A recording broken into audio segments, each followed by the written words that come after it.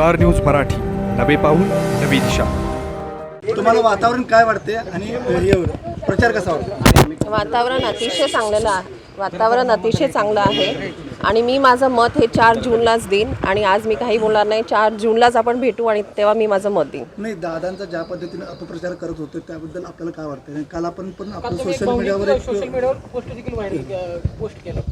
मला असं वाटतं की एवढ्या खालच्या पातळीवर जाऊन राजकारण करणं हे अतिशय चुकीचं आहे आणि त्याच्यावरती मी मत मांडलेलं आहे आणि आपल्याला सगळ्यांनाच प्रतिसाद आमचा खूपच चांगला होता। आम्हाला खूप चांगला रिस्पॉन्स आहे। मी जेवढे फिरले तेवढा खूप चांगला पाठिंबा पण आहे आणि 4 जूनला आपल्याला ते नक्कीच दिसून येईल।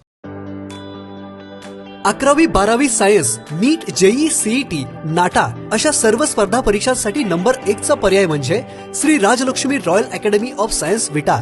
कारण इथे मिळतो number 1 result, number 1 teaching quality, number 1 infrastructure, आमचा सर्वांगीण विकास आणि पर्सनॅलिटी डेव्हलपमेंट, सर्व गुणवंत विद्यार्थ्यांना लाखो रुपयांची स्कॉलरशिप आणि म्हणूनच इथं गुणवत्ता हेच संस्कार।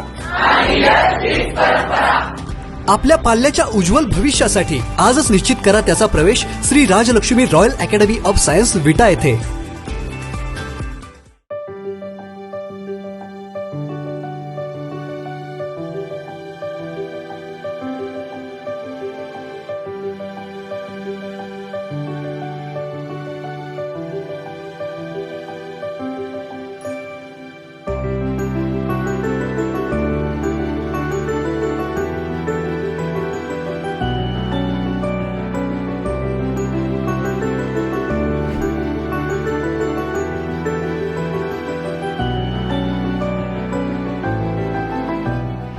आज सांगली लोकसभा नाही तर संपूर्ण महाराष्ट्रातला आपल्या तिसरा टप्पा मतदानाचा पार पडतोय।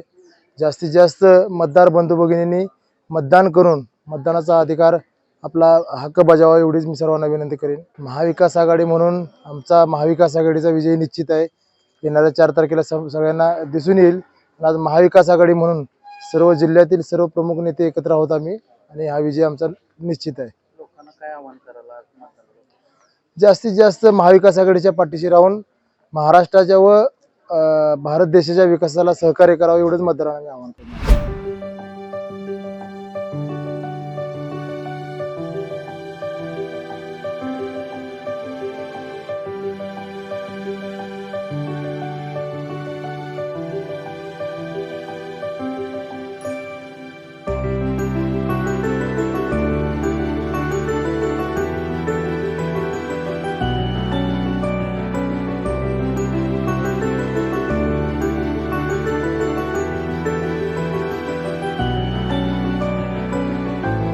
सकाळी सकाळी प्रत्येक बूथच्या कार्यकर्त्यांशी चर्चा केली।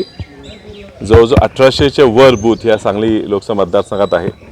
मी अपक्ष उमेदवार आहे। मी अपक्ष उमेदवार असून सुद्धा प्रत्येक बूथवर आमची यंत्रणा कामाला लागलेली आहे। पोलिंग एजंट तिथे जाऊन बसलेले आहेत।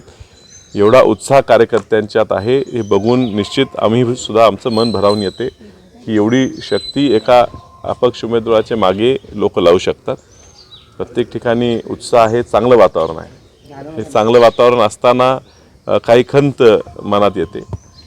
काही गोष्टी जाणून बुजून केल्या जातात। माझ्या उमेदवारीपासून त्रास आहे। मला उमेदवारी मिळू नये, मला चिन्ह मिळू नये, माझं नाव बॅलेट मशीनवर कमी खालती लागावं असे वेगवेगळे प्रयत्न झाले।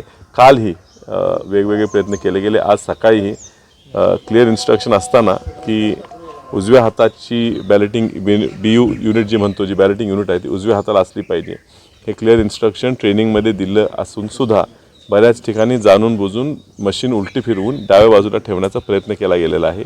ज्या ठिकाणी आमचे लोक जागरूक असल्यामुळे बदल केलेला आहे। बाहेर नमुना लावत असताना सुद्धा जाणून बुजून नमुना हा आतल्या बॅलेटिंग मशीनचा न लावता पोस्टल बॅलेटचा नमुना बाहेर चिकटवला गेलेला आहे। हे सुद्धा जाणून बुजून केलेलं आहे कारण मतदार कन्फ्यूज व्हावा। काल दिवसभरात मोठ्या प्रमाणात दंडुकशाही, धमकेबाजी, स्वतः खासदार काय कार्यकर्त्यांना देऊन दम देऊन का कसं करतोयस बघतो असे भाषा करून गेलेले आहेत।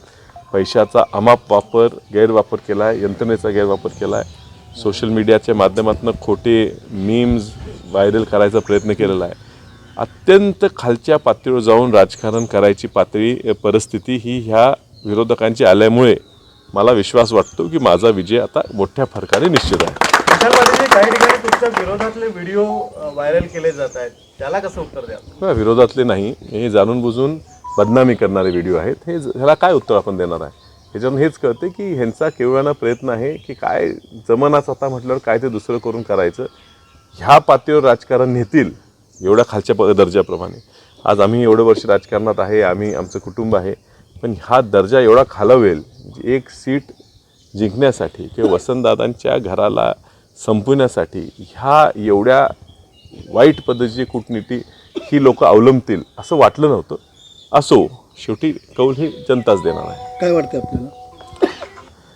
खूप मोठा प्रतिसाद आहे, अनपेक्षित प्रतिसाद आहे. मी विशाल पाटील म्हणून नाही तर जनतेचा उमेदवार म्हणून लढतोय. जनतेने ही इलेक्शन मनावर घेतलेली आहे. तुम्हाला पाहायला मिळेल ते 2 ते 2.5 लाखाच्या फरकानं या ठिकाणी ही सीट मी जिंकणार आहे.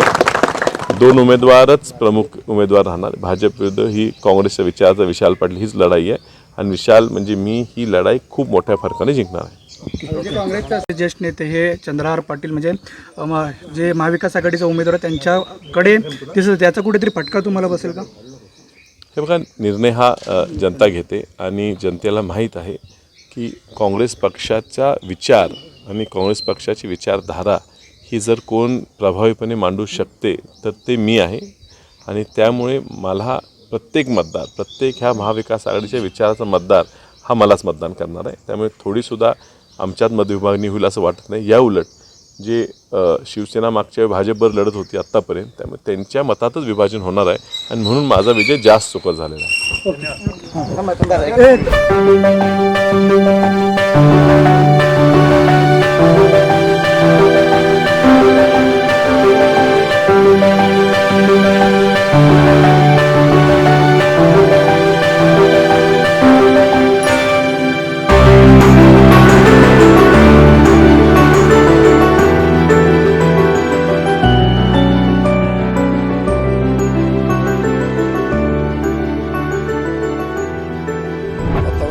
चांगला आहे. आज ते बंद पेटीमध्ये लोक जे करायचं ठरवलेलं आहे ते बंद करतायत. 4 तारखेला निकाल लागेल. या ठिकाणी लोकांनी ठरवलेली, लोकांनी हातामध्ये घेतलेली इलेक्शन ही मोठ्या मताधिक्यानं लोक मला विजयी करतील. मतदान रूपी आशीर्वाद देऊन या ठिकाणी मोठा विजय प्राप्त करून देतील. विशाल पाटलांनी आरोप केलेला आहे की जर का सोशल मीडियावर काल त्यांच्या बाबतीत जो प्रकार घडला त्यांच्या व्हायरल केलाय. काय मला आयडिया नाही, पाहायला मिळालं नाही. काय नाही, माझ्याकडनं असं म्हणून नका तुम्ही. ते काय आरोप करणाऱ्यांचे काय मला माहीत नाही, पण त्यात खरं खोटं त्यांनी काय असेल तर इथं तक्रार करावी. काय मॉप केलेले फोटो आहेत का काय बघावं, त्यांनी करावी तक्रार. मशीन सुद्धा लावण्यावरून अगं नास्ताईनं अंगण वाकडं खोटे नाटे आरोप केले जातात. काहीही नाही. पराभव पुढं दिसायला लागल्यानंतर रडकुंडीला येऊन सगळे प्रयोग चालू आहेत. सकाळी 3 वाजल्यापासून लोकांना रडून रडून फोन चालू आहेत की आमचं संपालेलं आहे. घर काय यांच्या, जिल्हा काय यांच्या घरासाठी जन्माला आलेला नाही. मानसिक गुलामगिरीमध्ये राहणारा जिल्हा नाही, क्रांतिकारकांचा जिल्हा आहे. आणि लोकांनी ठरवलेलं आपला सेवक कोण, यांच्या घरामध्ये 35 वर्ष सत्ता दिली होती आणि लोकांनी ते अनुभवलं. कुचकामी निकम्मी माणसं आहेत. पराभव दिसत असल्यामुळे असं चाललेलं आहे असं वाटतं. त्यांना कळेल पराभव कोणाचा आहे आणि किती फरकानं आहे ते. हे आजच कळेल. त्यांच्या आरोपांना मी उत्तर देणार नाही. लोक काय करायचं ठरवलेलं आहे. तुम्हाला 4 तारखेला त्याचे रिझल्ट दिसतील. एखाद्या माणसानं बिनबुडाचे आरोप करणं, त्याला आपण उत्तर देणं एवढं अजून आपल्या दृष्टिकोनातून हा जिल्हा हे नाही, आपणाला पाहायला मिळेल. तिसऱ्यांदा हॅट्रिक होईल आणि मोठ्या फरकानं होईल. की काय जर ते कोणाचं मला आत्ता सकाळी कळलं, जर काही ते खोटं असेल तर त्यांनी पोलिसात तक्रार द्यावी. मॉप केलेले फोटो आहेत का खरे फोटो आहेत. अजून जर तसं काही खरं काढायचं झालं तर फार अडचणीचं होईल, एवढंच सांगतो मी. म्हणूनच म्हणलं तक्रार करू देत ना. काय जे असेल ह्याच्यापेक्षा भयानक सत्य उघडकीस येईल अजून. आपल्या परिसरातील लेटेस्ट बातम्या पाहण्यासाठी स्टार न्यूज मराठी यूट्यूब चॅनलला आत्ताच सबस्क्राईब करा.